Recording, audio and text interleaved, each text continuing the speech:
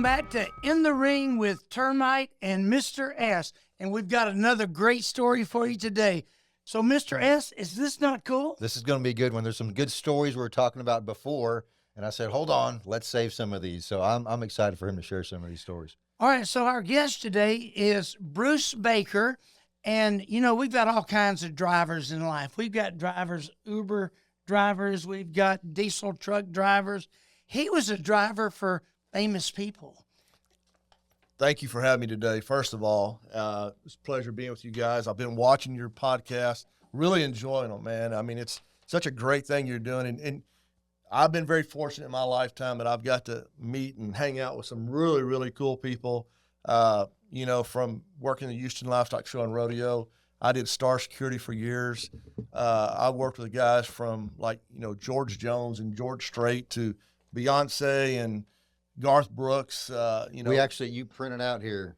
How many names are on this list? I think there's a little over 300, 325 maybe. Why don't you rattle off some of them? And how about a guy like Elvis Presley? Now, I got to see Elvis twice when I was a kid at the rodeo, but I didn't get to work with him. My dad did. My dad got to work with Elvis. But Bo Diddley? Oh, my goodness. I mean, there's some cool people on there, man. People like, that you don't think about that would play the rodeo, like Neil Diamond or one of the greats, Tony Bennett. I mean, LL Cool J. You got Frank Sinatra and you got Tony Bennett's like the man right underneath him. I did it for 22 years, and you become friends with some of these people. I mean, Ronnie Dunn of Brooks and Dunn and I have been friends for over 30 years now. Isn't that crazy? And when you called me, Termite, and asked me to do this, I'd watched your show, and I thought you were crazy. I want to stop you just for a second. Hold that thought. We may want to just stop this show right now because he turned me down. How dare he turn me down? No, go ahead. I'm a behind-the-scenes guy. You know that about me. But, you said something in there in one of the very first ones. First, Mr. S and I, when he was telling his story, I felt like we had a connection. We had a very similar, you're explaining. The thinking high school was easy and thinking college would be like that? Yes, yeah, sir. not so much, right? I can relate. And so we both engineers and just, did some different things in my life. But, I'm a believer in that everything happens for a reason. And even talking to you earlier, we found out that our paths were very similar, and even the towns we worked in. Liberty, Texas, running oil field tools. South Liberty oil field, baby. So, but Termite, the only thing that makes me mad about you, Termite, is I wish I'd have met you 40 years ago. Wouldn't it have been cool? I mean, this is a guy that, when you're around him, he just makes you feel like you're the most important person in the room. He has that knack. He just does. And, you can't wait to see or talk to him. When his name comes up on my phone, I'm like, that's a guy you answer on the first ring because I don't want him to leave me a message. I want to talk to this guy, I have only known him about a year through a mutual friend of ours, Bill Nash. Bill Nash. Who I think y'all just had. Go ahead and give Bill a plug on what y'all got coming Bill on. Nash, we're going to be June the 11th, Sunday afternoon, Moe's Place, Katy, Texas, for the Texas Best Music Fest. It's the #1 fundraiser for the Champions Kids Camp. And there's this young man by the name of Hayden Baker that you know. Yep. Hayden happens to be my son. He's a Texas country music artist. And he's actually sang the national anthem at one of your events. Did. So that's how we got to meet, show. And that was just a little over a year ago. But this is the kind of guy, when you talk to him, you feel like you've known him your whole life. I can roll. I know it. And I just, I want to spend more time with him. And it's such a uplifting experience to be around him. And y'all talked on one of your very early shows about overcoming. Yeah. And, everything, like I said, everything happens for a reason, I believe. But you have instances in your life that I think all of us have had to overcome some things. And although I was very fortunate, I've had some misfortune in my life too. Yeah. And it's one of those things that took a long time to overcome. And it was, God had to bring me through it. There's just no other explanation. God is good. All Absolutely. the time. All the time. Absolutely. So we can get into that whenever you want to. Hey, go ahead. I want you to right now. However, I know that it's been pretty rough having to, drive people like Jay Leno, George Foreman, Highway 101, Faith Hill. Yeah. Faith she was tough to look at for too long, because Yeah, she's just not that pretty, You had to overcome. Yeah, I had to overcome Yeah, that a lot. yeah.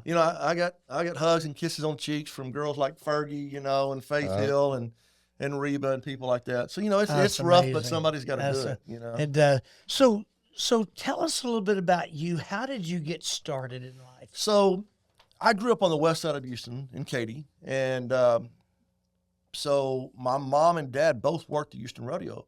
My mother worked there 41 years. She was the calf scramble director. Most popular event in the rodeo is a calf scramble. And my dad was a Houston police officer. So they both started in 59. My mother worked at 41 years. My dad, I think, 46.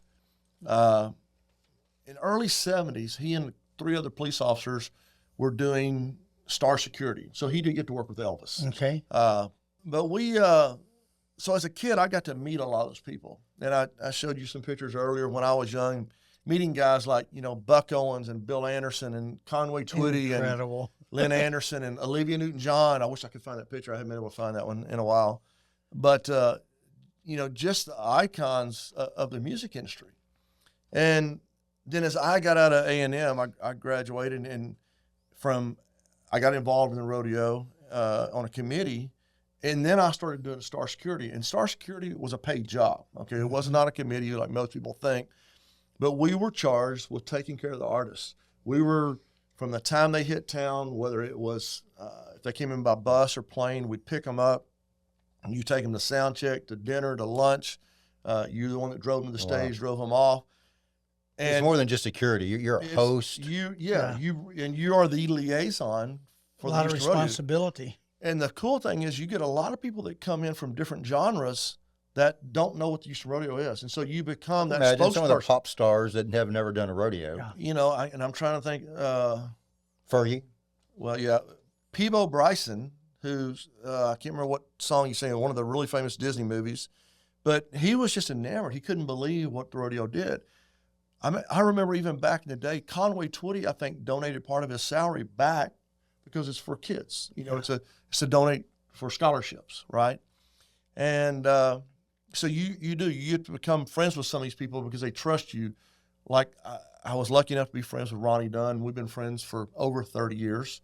When they would come into town. Ronnie Dunn from Brooks and Who Dunn. signed your son? He did. We'll go into that a little bit more later, but he signed your son, did. which is going to be on this show soon. Ronnie was, I took care of him. And when I say took care of him, you're the one that was with him all the time, from the time they get there to the time they leave. And just very gracious. Most of those people, of that list over 300, I can name you 1 or 2 that were not very nice. And if you want me to, I'll name them. If you don't, you can cut this out. Let's not name them. Before we get to the rest of that story, a little word from one of our sponsors, Texas Hydrostatics. Anybody that has equipment to maintain, your hydraulic systems, cylinders, motors, final drives, give Texas Hydrostatics a call. They'll do you fast and get your equipment up and running. TexasHydrostatics.com. We dealt with some other people where all they talked about was getting some of the rock acts who come in, they're like getting drugs and things like that. And on the flip side of that, you've got some of the people that are the nicest people in the world. I got the opportunity to work with like Martina McBride. Wow. Trisha Yearwood, just a sweet Selena. I was with her 3 weeks before she got killed. No kidding. Wow. Sweetest She's lady rising. ever. She's already a big star. Man. She's going to go higher. And those kind of people they made it all worthwhile. You would see it. We did 20 days. People don't know what the rodeo does is you did 20 straight days of 20 different artists. And sometimes you had doubles and triples in there. And they come so fast. Some of those names, I'll tell you, I worked with them, but it was like that. I don't remember them. Yeah. But when you get people that continually come back, the George Straits of the world, great guy. I love George. Well, I'm going to interrupt you because, Because I can talk all day. I got a And couple let me of go people. back. You know why I wouldn't do this when you first asked me? Because I'm a behind the scenes guy. Okay, How'd you get me in front of a microphone? Well, we hadn't told you get to sing in a minute. So, Turn your ears off, folks. how was George Bush? I got to meet President Bush 41 probably 10 or 15 times, and him and Barbara were the sweetest people. One of my stories. So we were in the Astrodome, and the backstage area of the Astrodome, it was the visiting baseball team locker room, right? And there was a short hallway going to the dressing room, and her tour manager came out. He came out of her dressing room and goes, "Hey, Bruce, Reba's changing. The president's coming back. Just tell him I'll be right back." "Yes, sir." So there's a hallway of maybe 10 feet. And if you've ever been around George Bush when he was healthy, he was a fast walker. He was brisk and boom. And I'm standing there, and he turns the corner, and I was younger and better shape. He turns that corner about 10 feet away from me. And I'd met him several times before, but he's beelining it for that door, and I've just been told Reba's changing. So I reached out to stop him, realizing as my hand gets about 6 inches from his chest, I said, "Mr. President, she's changing." And about that time, the two guys behind him were doing this, like, "Don't touch my guy." And I wasn't going to touch their guy. So I was, wow. I was very close to probably getting reprimanded by somebody in a suit with a gun behind him. And I was very nervous. Although Reba appreciates it. But he was just so kind and gracious. And Barbara would walk down the hall of all of us, thanking us at the end of the night, and she'd be patting us on the chest, "Thank you, boys." And she's just the sweetest lady. Couldn't say enough about him. Well, I didn't ever get to talk with him, but I do have a letter from both Georges, and then I've got a picture from Miss Bush. Well, I was at Barbara. the airport. I was at a private hangar, and I think I was picking up Trisha Yearwood, if I remember correctly. It was early on in the morning. It was early on a Sunday morning, and you check my tail numbers, right? So I asked for my tail number, and the lady says, 20 minutes out. She goes, "I just made some of these great cookies right here, the ones they cook in that smell so good, smell the whole place up." And I said, "Don't mind if I do myself." And I went to grab one, and I'm a pretty big old boy, and the way to lose a finger is to take food away from me. And I went to grab one, and this hand comes over and says, "Don't mind myself." And he grabs one, and I whipped around and looked. I was about to knock this guy clean out. I was going to pull a Termite Watkins on him, and it was George W. Oh, my And goodness. he was our governor at the time, and I told him I'd just with his parents the night before, and he said, "I just talked to my mother," and so we got to converse for 4 or 5 minutes, and it was really cool because it was right before he announced he was going to run for president. And I said, "Nice to meet you, Mr. President." He gave me a thumbs up and walked off. So it was a brief meeting, but it was really cool to, I met two presidents. There's only 40, Wow. 7 of them or whatever, 8, however many now. So that was pretty cool. Well, get ready for your question. You're talking about getting reprimanded. He's going to get on to me after we get through with this show. He's the real organized one, and I just shoot out when I want to. And It's a job. What people don't see, he's over going. He's rolling his eyes all the time. But George Bush, George Foreman, George Hamilton, George Jones, George Strait, the other George W. Bush, then Gladys Knight and the Pips. Oh, my goodness. I asked Bubba Knight if I could be a Pip. Bubba Knight's her brother. An honorary Pip. And I want to be an honorary Pip. I said, "I can't sing, but maybe I can hum." And no, Bubba Knight was her brother, and he was one of the original Pips, and he was her tour manager later on, and I got to work with him a little bit, and just a super nice guy, man. A really cool story, I think, is Lionel Richie. Now, Lionel, One of my favorites. Lionel Richie, let me tell you, one of the nicest dudes you'll ever meet in your life, right? So back then, we could go all the way out to the gate, and I went out there. It was late at night.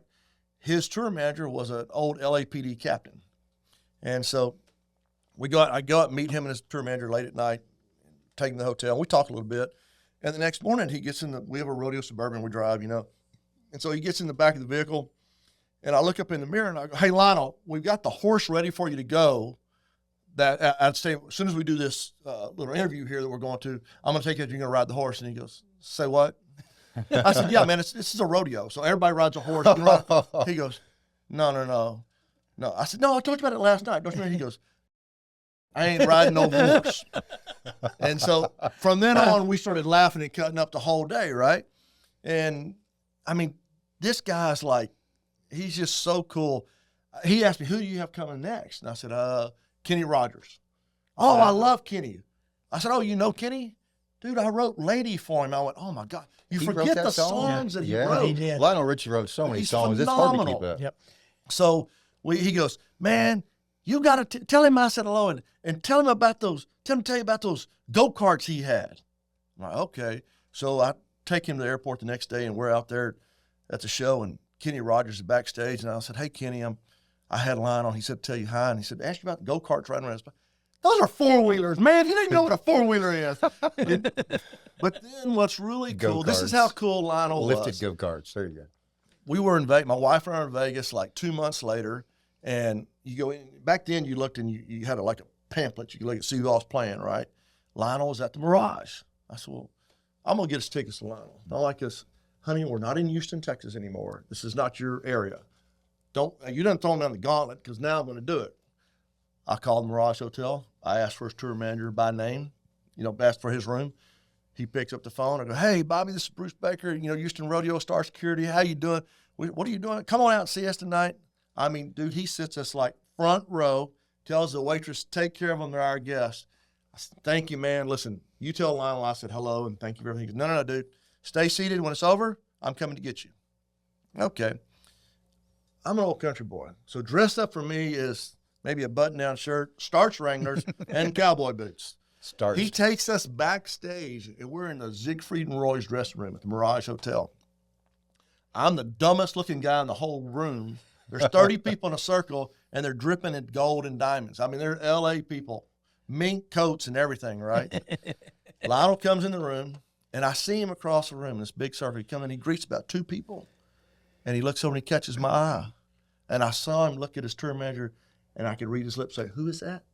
He goes, "Bruce Baker, Houston Rodeo Star Security." Oh, man. He beelines it, cuts off the whole line, goes straight to me, bear hugs me. And it's sitting there. He goes, "This is my buddy, Bruce Baker. I played a damn rodeo." And he's just going on and on. He goes, "Man, in Texas, I didn't know, but my name has 3 syllables because down there they call me Lionel." He was so cool, man. I mean, you couldn't ask for a better guy. I didn't get to meet him, but I got to go on stage with him and the Commodores. Wasn't it the Commodores back then? Absolutely. And Ralph Cooper, who we interviewed, actually took me up and they introduced me as an up-and-coming fighter, and I was undefeated and all this kind of stuff. And I didn't get to meet him, but I got to go on stage with him, and so that was pretty cool. But I'm envious. You've met so many. And you get to meet a lot of really, really cool people. One of my favorite stories, I guess, would be about George Strait. And when you look at George, he's just the consummate gentleman. And I actually got to take care of his dad. So I wasn't lead. There was 8 or 10 of us that did star security. And if you were lead one night, usually you were back at the next because they may overlap a little bit. So my partner was lead on George, and I was in charge of Mr. John, his daddy. And he was a consummate gentleman. South Texas farmer, school teacher, right? And so one night, we're still in the Houston Astrodome, and I had taken care of Mr. Strait, taken him back to the hotel, made it back. George still signing autographs and taking pictures and stuff, right? And George is walking through this little short hallway backstage, and he's got both arms full of stuff. He's got a baseball cap pulled down. He got little bitty round glasses. Nobody has seen George in glasses back then. And we're like thanking him for everything or whatever. And he gets about in front of me and his tour manager, Tommy, stops. He goes, "George, Bruce was the one that took care of your dad." He takes all of his stuff, puts it in one hand, reaches out, shakes my hand, looks me square in the eye, and goes, "Thanks for taking care of my daddy." Wow. Dude, I'm telling you what, that guy right there, he's got my utmost respect. He's just, it was heartfelt and it was real. I mean, just the way he is, man. He also has a sense of humor too. Does he? He pulled a couple of, he was part of the jokes from a couple people that I saw that probably couldn't tell. But, I'm sure you have quite a few stories that you cannot tell. Unfortunately, we don't want to ruin anybody's career or lifestyles or lives or families or anything like that. So we'll keep all those let's do. Come on, Termite. No, we won't. We won't do that. Tell us some of the stories, some crazy stories, and leave the name. What's that one you told us about? You just barely got the guy. I don't know if you want to share that one. Well, one of them was really cool. We just recently lost Gary Rossington from Leonard Skinner, and he was the last remaining original members of Leonard Skinner. So what was cool about that was I was lead on them when they came, and Johnny Van Sant is Ronnie's brother, who's now the lead singer and has been for years after the crash in '78, I think. But the guy that was running production for the rodeo back then was a guy that was named Steve Lawler. And I didn't know this. And we come down to sound check, and all these guys are getting out of the vehicles, and they're walking to Lawler, and there's bear hugging him. I'm like, what's going on? They go, oh, man, he was on the plane. And I went, what? So he was on the plane that went down in Mississippi. And he laid in the swamp for like 6 or 7 hours, I think, before they finally found him. And he lived through it. He was their sound man or something. And later on, I talked to him, and he said that he remembers they were playing cards, and he's like, damn, those trees are getting close. And the next thing you know, they said it was like baseball bats hitting the plane. Oh, wow. But to see those guys get out and just bear hug him, and Johnny Van Sant, he does sound check, and he was a cool guy. He really enjoyed what we did there, and he comes off. This is a story where me and my partner were walking him off after sound check, and everybody knows "Sweet Home Alabama." It's a very popular song, right? And so my partner goes, "Hey, Johnny, this will be the third time Sweet Home's been played this week at the rodeo." He goes, "Who sang it?" And I said, "Well, Clay Walker sang it last weekend, and then Winona sang it the other night." And he goes, "Sings it better than I do." And he just walked off. He's all pissed off because he said she would sing it better than him. But they were really cool guys. And they're icons, man. And again, it was a different genre, so it was fun. Yeah. Did you get to hear a lot of them jam and just? And I have a reason for that. Let me tell you what. One of the coolest things was the last night that we did the full rodeo in the Astrodome. And this was 02, I think, 02, 03. We did the Legends of Rodeo Past. And the next night we had George Strait, and we had seats on the floor, right? So this was the night before regular rodeo. We brought out, we had Kenny Rogers, Naomi Judd, Mac Davis, Charlie Pride, and Larry Gatlin and the Gatlin brothers. Wow. And that afternoon, so these guys have played rodeo for years. So we bring them down to sound check, and it was so cool. Mac Davis was hilarious. He is sitting there. He's got everybody in stitches. And just to see, I got pictures of these guys. They're like leaning on the steps of the stage, and they're just talking, telling stories and lies to each other for just hours while everybody's getting ready. And this one little girl comes up, and she goes, "Excuse me, Mr. Pride." And I love Charlie Pride. Charlie Pride I've known since I was a little kid. The last time I saw him, which was that time, maybe 2010, I saw him again. He still called me Little Baker. I was 50 years old. He just called me Little Baker still because he knows I was that big. But I got a cool story about him too. So this little girl comes and she goes, "Mr. Pride, okay, you're going to sing Kiss an Angel Good Morning and whatever the other one was." And she goes, "I just want to make sure because I'm going to be running the teleprompter." He goes, "Sweetheart, I've been singing those songs for 40 years. I don't need a teleprompter." She was just trying to do her job. I get it. But first now, a word from our sponsors, Coastal Ice and Water. When you need ice and when you need water, call Coastal. Coastal Ice and Water. Charlie was such a good guy, man. I mean, he was just great entertainer. Oh, man. And we called her Big Mama Pride, and everybody loved Big Mama Pride too. But God rest his soul. He, the best story about Charlie Pride, this just tells you where his heart was. He moved to, I think it was, he was a baseball player. He used to go to Texas Rangers camp all the time. And he had just moved to Dallas area. I think it was South Oak Cliff. I may be wrong on that part. But he was outside mowing his grass. And a lady from down the street stopped by and says, "Sir, when you finish mowing your grass, I just live right down there. Can you mow mine too?" He said, "Yes, ma'am." And he went down there and he mowed her grass, knocked on her door, said, "Ma'am, I finished." She goes, "Okay, what are you?" He goes, "You don't know anything. My name's Charlie Pride. I'm your neighbor." But that's just how cool he was. Didn't bother him. Well, talk about jamming. He plays instruments. He plays the piano and the guitar. I tried. Big tough guy like this and plays piano. I tried. Well, that don't make sense. He was jamming with Bill. That's what I heard. It was cool. I heard you need new strings in your guitar. I do need new strings. How old are they? That. About 10 years old. We'll hook you up some new strings. I think you said 15 years. Did I say 15? I think they're 15 years old. Tell Hank to bring some strings when he comes over and restring your guitar for you. But and to finish that story about the icons was that night I got picked to drive the ride-around truck. We would put the artists in the back of the truck. They would wave to the crowd. We used to go real close. They could reach out, touch your hand, and stuff. And I had all those people in the back of this truck. And I told the lady that took the pictures, I said, "I don't care what you do today, but you better get a picture of me coming out of the stadium." And she did. She got a great picture of me driving the truck and these iconic stars in the back, most of which have passed by now. You know, Kenny's gone, and Naomi and Charlie, and but it was really cool. And then the next night we had straight with everybody on the floor, and all they knew was they were getting an award from the rodeo. What they didn't know was President Bush, 41, was going to give it to them. So we walk all these straights in the middle of his performance. We walk them all down this big, long aisleway, people sitting everywhere, and all of a sudden you start seeing Charlie Pride and everything. People are pointing and looking, all this kind of stuff. Well, I was on my phone. I think it was a flip phone back then. It was so old. But I could get service in the stadium. And I'm sitting there, and I think it had a green light on it or something. And Mac Davis is feverishly just typing away. He's just frantic because they realize now that they're looking at the big screen and go, we're going to get an award from President Bush. And so he looks at me and he sees my phone. He goes, Bruce, can I borrow your phone? And I'm like, sure. Back then you paid by the minute, and I'm like, hey, dude, don't be making it. Who are you calling? Yeah. So I hand him my phone, and he calls, and he goes, hey, Mom, I'm fixing you to, he called his mom in Atlanta or somewhere in Georgia and said, Mom, I'm fixing you an award from President Bush. Yeah, I'll call you right back. He goes, how did I just hit it again? How did I just sit? I just push that button to send. Okay. And he's sitting there watching. He's watching the whole time. He's looking up at the big screen.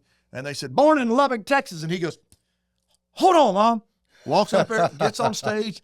And on the big screen, you see him talking on the phone. Talking to President Bush going, hold on. And he hands the phone, hands my phone to President Bush, gets on the phone, and he goes, see, Mom, I told you as a president, you should tell my mama hello. Like 75,000 people were nuts, man. I mean, it was so cool. He comes down, so when they come off the stage, if they got their awards, they come down to us, and and they're walking right to us, and we're fixing to lead them out of there. And he just goes by me and he goes, thank you, big thumbs up, and handed me back my phone. He was so happy, because his mama got to talk to George Bush on the phone. You made a moment. That's on my cool. phone. You made a moment. So you've had some things you've had to overcome.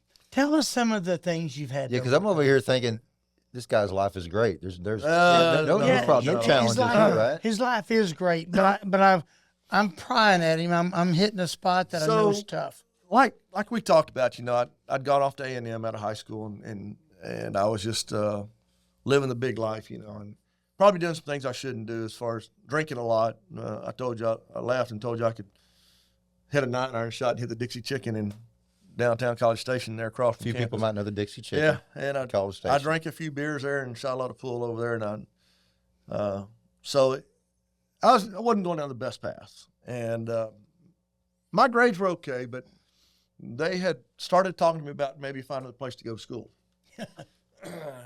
So it was the spring of '83. It was during the Houston rodeo, actually, and me and a bunch of my buddies had gone to the rodeo. And thank the good Lord above, I'd had one beer, and it was early in the afternoon. This was after rodeo. There was 4 or 5 cars of us. We were going from the rodeo out to a club, going down Westheimer, major thoroughfare here in Houston. It's like 6 lanes busy wide. road, bunch of bars. It's a happening happening place. right. So we're going, and there was a median at the time, and so this was before bars got in trouble for over-serving. Right. And one of the attorneys that ended up I had to deal with said that this was a case that probably helped prompt that thing. One of the cases that probably helped prompt those laws to change. I was at a red light, car in front of me, car takes off. It's dark, it's midnight. This car moves immediately out of the way. It's not well enough lit. All I see is what appears to be a box in front of me. It was a man that was crawling across Westheimer at midnight. And I struck him and killed him. He had been drinking since about noon that day. And he had crawled across 3 lanes of traffic. A car had actually stopped, pulled around, turned around, stopped, and was going to try to help him across when I hit him. So timing was that close, it may not have happened. It's horrible. How old were you at the time? I was 20 years old. 20 Back then you could 20 in college, right. So you're legally drinking, but you're still 20 years old. So at 20 years old, you're having to overcome something so horrific. Right. Wow. So I'm taken downtown. They do the breathalyzer. They've got an interview. I can't even write out my statement. I'm shaking. Hours later, I'm still shaking so bad. And it was awful, man. I mean, the thing is, it took 5 years, 3 months, and 2 days to settle that case. And They sued me, and they sued it was Steak and Ale. It was I'm sorry, it was a Bennigan. They sued the Steak and Ale Corporation for each of us for $1 million back then, and of course they settled for quite a bit less than that from the insurance company. But I didn't want to drive. I didn't want to go back to school, but I did. And I think the only class I passed was PE, probably because I just showed up. But I failed every class, and I got asked to go to another university. So I went to Blinn Junior College in downtown Bryan, right next to College Station, and I made, I think, like a 4.0 or something. It wasn't that hard. But the transformation was, it took me about 10 months of counseling. And there was a preacher at our church, the First Baptist Church of Katy, named Dr. Edwin Jenkins. And it's one of those things where it took me a long time to get through my thick skull that, everything first happens for a reason. And second of all, this was this man's time to go, and it was your time to get right. That's right. And so that's kind of what it was. I mean, it was a big kick in the butt, and I turned my life around, and in fact, 3 of my last 4 semesters, I made the distinguished students list at A&M. Wow. So, that just goes to show the people that are watching this that maybe you've had, the people out here have had things they've had to overcome. You can overcome anything. I go back to Scripture. I can do all things through Christ who strengthens Philippians me. 4:13. Yeah. And thanks for sharing that. I wanted to pry and get that out of you, and I know it's tough. So. At 20 years old, dealing with the guilt, it's my fault. It actually was just the 40th anniversary of it just recently. Wow. I'm almost 60 years old, so yeah. It was, and it's one of those things where, you still things get triggered, man. I mean, I had somebody tell me one time that be glad it wasn't like a little kid that had a whole life before them. It doesn't make it easier, right. and again, you can kind of understand what they were trying to say. But I'll be driving in the morning to work, and I'll hear auto pedestrian accident, and it's a trigger. Yeah. Well, you don't think of that. For me, that would just right. Wouldn't even register. You're driving through your neighborhood, and you see a ball roll out, and I freak. Inside I freak out because there's a kid going to be running after that ball. Yeah. And it's one of those things that never leaves you. Never leaves. Never leaves you. But you did overcome it. I did. What would you say helped you overcome it? And this is for the people out here. I had a preacher that just believed, and he believed in me, and he got it through my thick skull. It took 10 months of counseling to overcome it. It really, really did.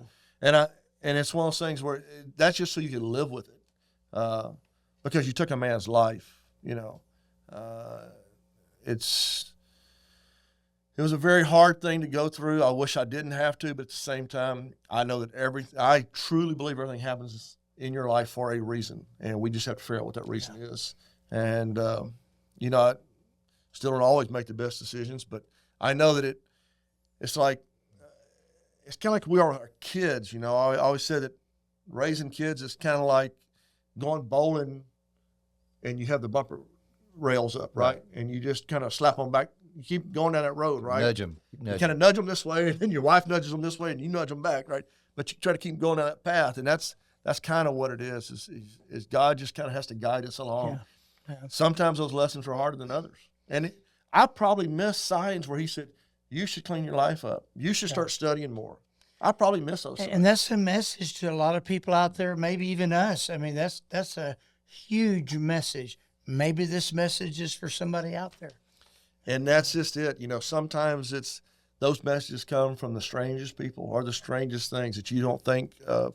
My life's not anywhere close to being perfect. I wish it was, but it's not. But that's why when you first called and asked me to do this, and I said no, I like to be the behind the scenes guy.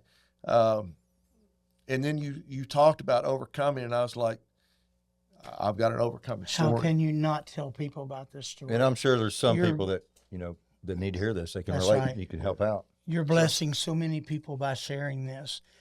Now, a word from our sponsors. We want to give a big shout out to Texas Flange. If you need a flange, call Texas Flange. They'll get it to you quick and fast. Mr. S., is this not incredible? No, it's inspiring. I mean, anytime you hear people coming through things like that, especially at that young age. You're dealing with that guilt, and then to see what you've now, chosen to make out of that. It is a choice. Yeah. I got very lucky. My wife and I have two beautiful kids.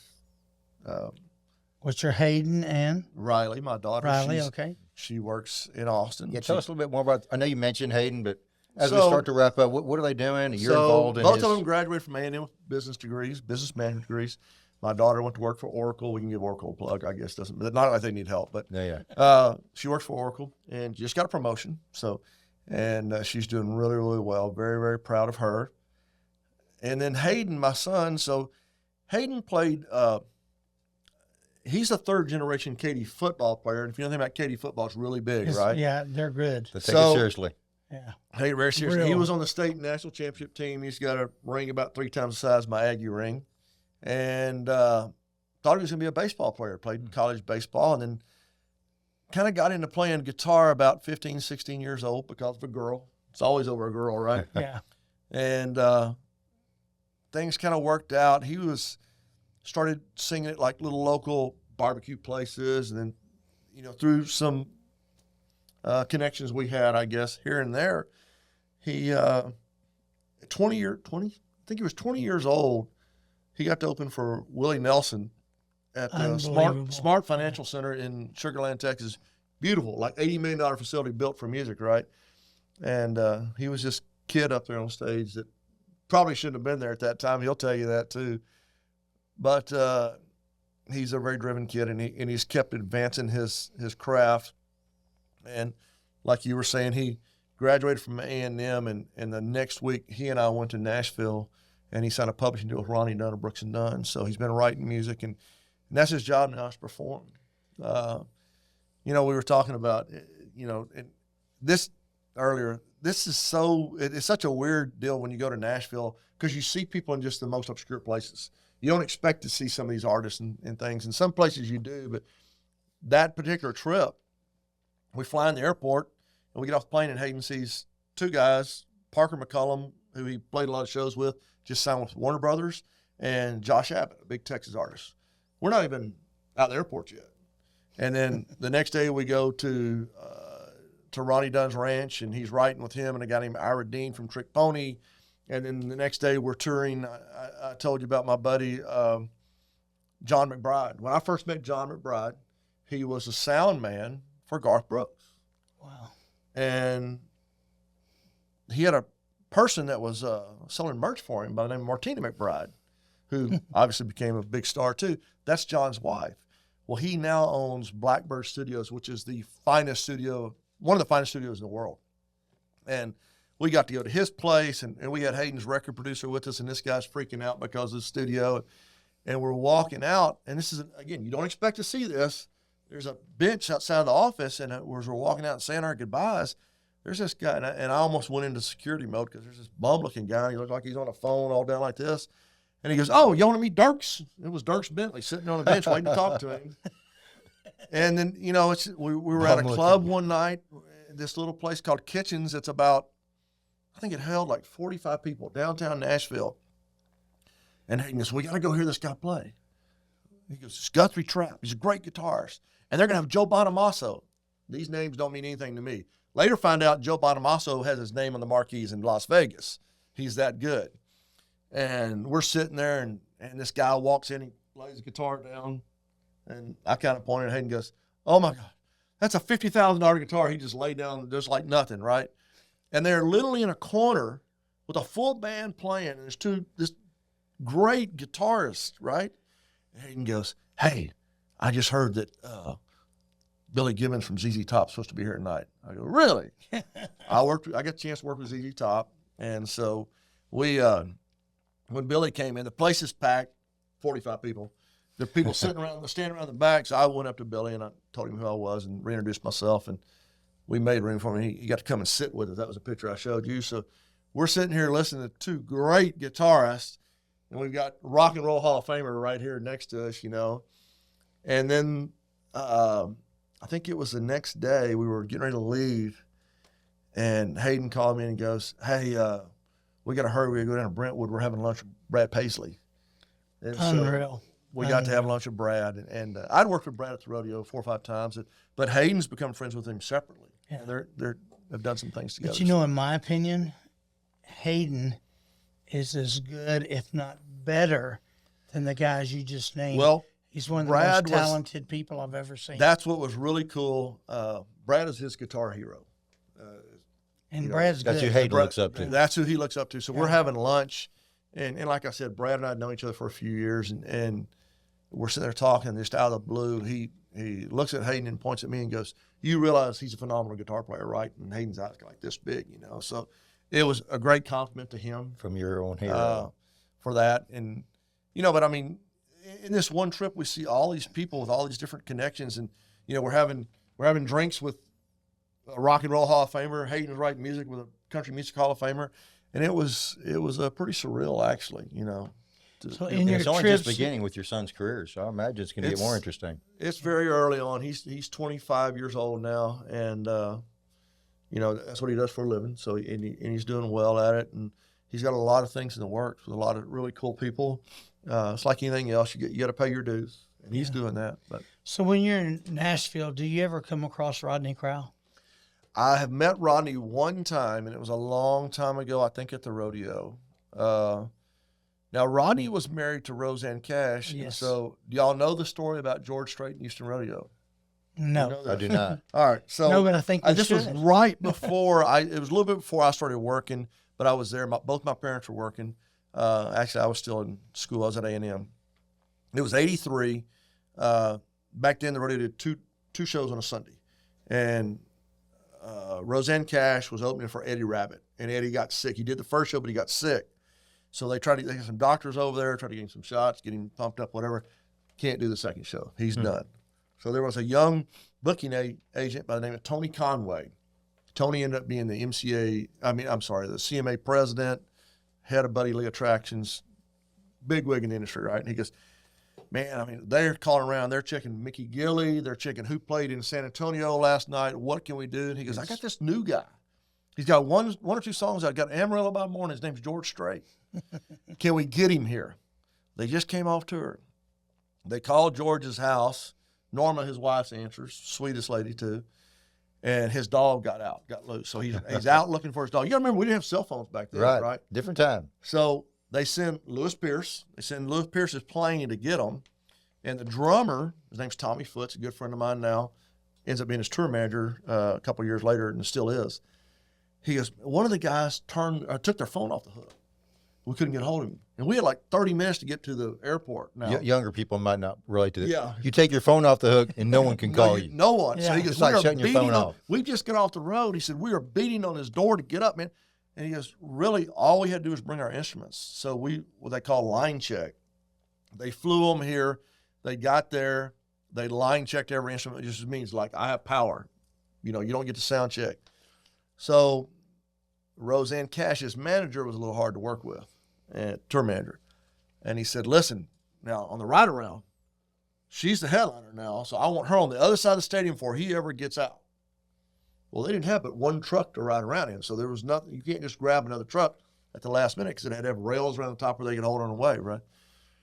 So one of the guys that I ended up working with, one of my dad's good friends, he was on Star Security. He goes, I got an idea. George, can you ride a horse? George, in typical George Strait fashion, goes, man, I was on a rodeo team in college. I can ride a horse. So he goes over to a barrel racer who, even in 83, this was probably a $40,000 or $50,000 horse, goes, we need to borrow your horse. And she's like, okay. So he grabs the horse. George gets on.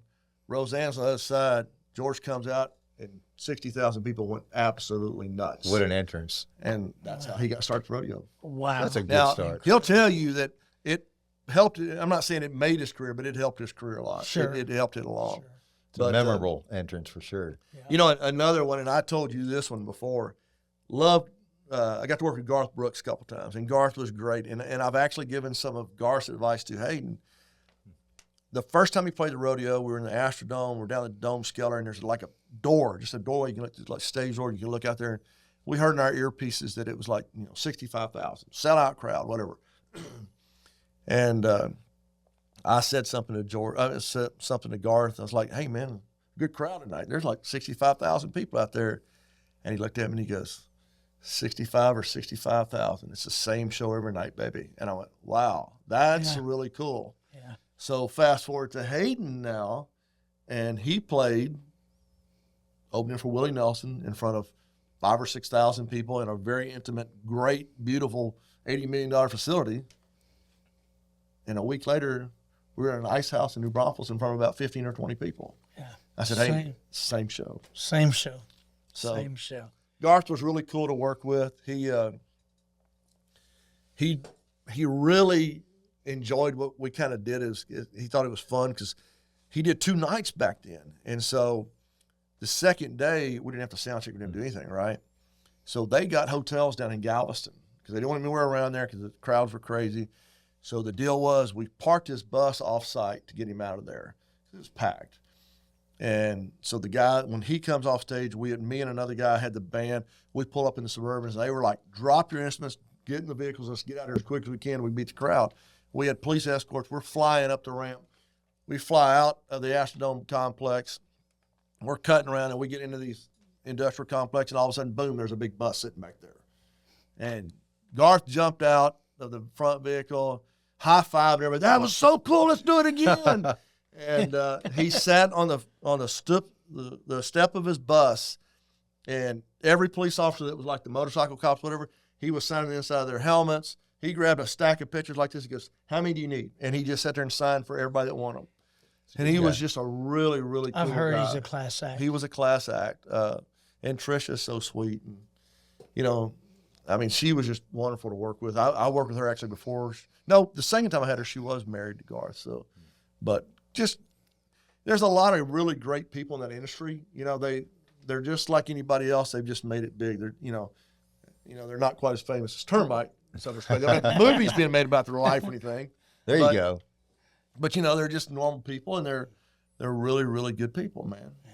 So, you know, talking about good people, you're good people. Oh, and it's been a pleasure knowing you, pleasure meeting you. You know, there's so many takeaways from this today. One of them is that don't ever quit. Don't ever quit. You know, and no matter how bad it is, it could be worse. And Hayden wrote a song called "At Least I'm." Here's a plug for my son Hayden Baker. At least I'm here.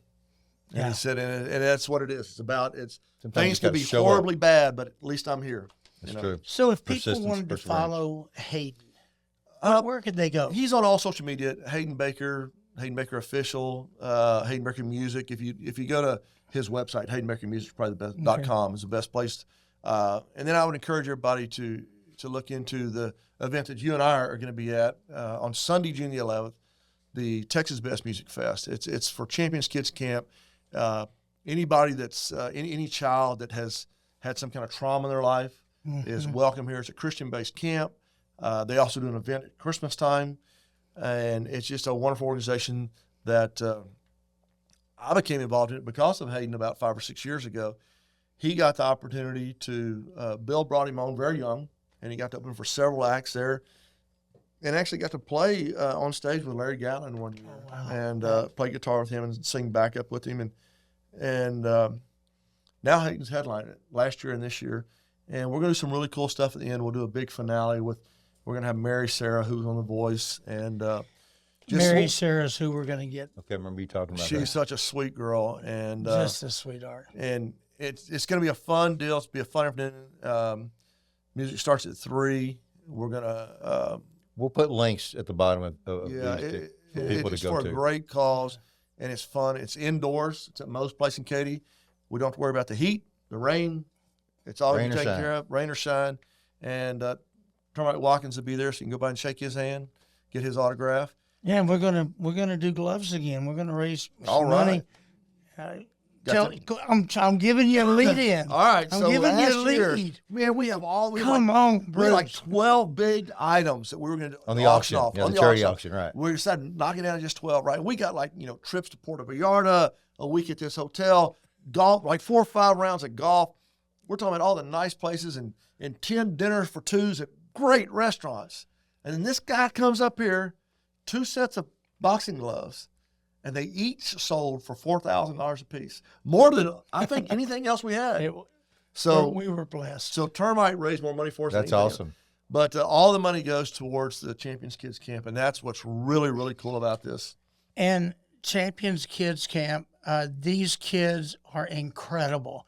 I hope that everybody can come out, and maybe Mr. S and I will keep promoting this every time we get a chance. And it's very good cause. Okay, in closing, what would you like to leave the people with? If you can get one message across, what would you convey? About overcoming, about never quit, whatever you like want. you said, just don't ever give up, man. It's just, life is tough. It's tough. We talked about that. It throws you some curves, and you have to just keep plugging along. Yeah. Persevere. It's not easy. Every day is not going to be easy.